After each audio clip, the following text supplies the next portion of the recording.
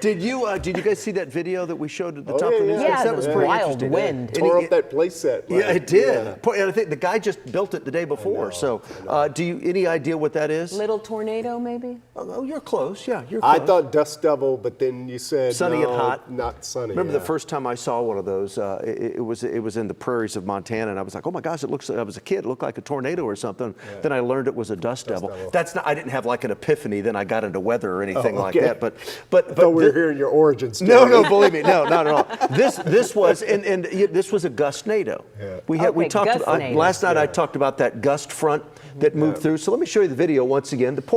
Watch the poor play set. Look at this. It's gone. So thanks to Blake Rutherford for sending that to us. Yes, it was indeed. There it is. Here it is, and then there it goes. So watch this one more time. Little swing set right here.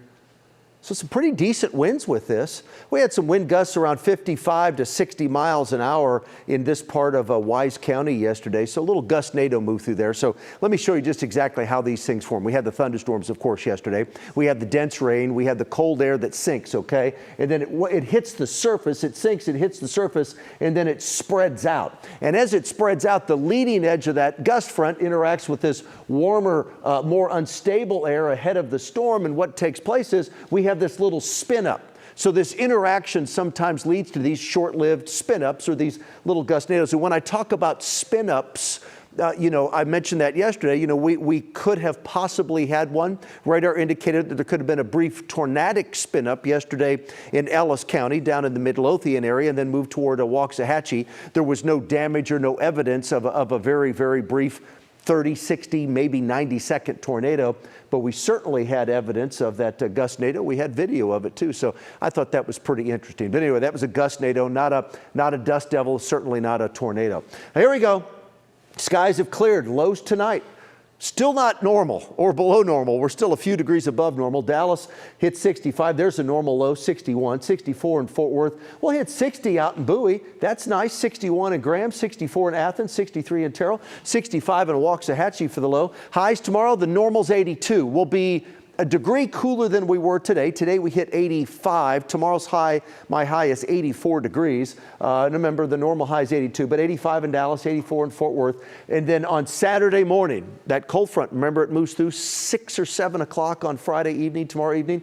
Look at these lows. A lot better than tomorrow morning. About 10 degrees cooler, 55 and 56 in Dallas and Fort Worth. The normal low, again, is 61 degrees.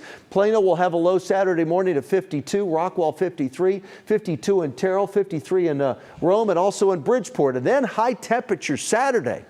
Finally, a day cooler than normal. We'll be about 10 degrees cooler than normal on Saturday. The normal high is 82. Saturday in Dallas, 71, 72 in Fort Worth. And then you look at these numbers. I mean, this isn't bad at all. 71 Saturday, 79 on Sunday, 3 degrees cooler than normal, then back up above normal Monday and Tuesday of next week. My forecast tonight, here we go.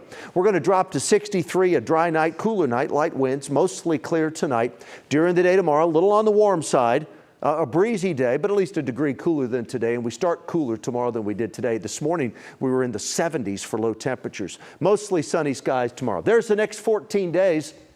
Saturday and Sunday look absolutely beautiful. Then back into the 80s, Monday, Tuesday, Wednesday, Thursday of next week with another cold front next Thursday, bringing with it a little bit of rain. The following 7 days to complete the 14, we're back in the 70s for the following weekend.